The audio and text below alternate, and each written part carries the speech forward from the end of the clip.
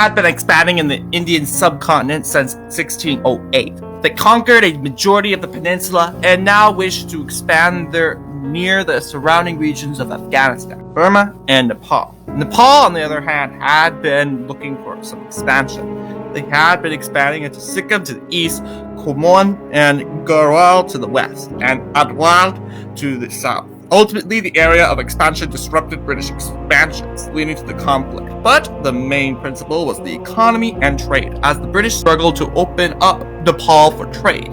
The two fell into a border dispute, which led to the blow conflict. The Nepalese had prepared to go to war with the British and were aware of British expansion, so they definitely saw it coming. The British then began attacks and moved their men to the Sutlej and Koshi rivers. By moving across the Tari, they began to near Kathmandu. In 1816, the Battle of Makwapar was fought and resulted in a British victory.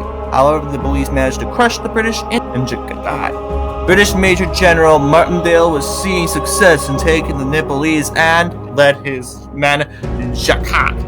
However, he lost the battle. Even though the Nepalese won the battle, the Nepalese were hopeless in winning the war. It was then that a second campaign began, and once again the Nepalese defeat was inevitable. The British then gave Nepal a 15-day ultimatum demanding their surrender. However, the treaty was too harsh on them, so the war continued. The second campaign later ensued. Attacks began in Bajapur, and the war became very critical for Nepal, and both agreed to sign a treaty. The Treaty of Sutlej stated that Nepal would remain independent, but would have to give up Sikkim, and the Nepalese had to renounce all claims to the Kali River and the Sutlej River.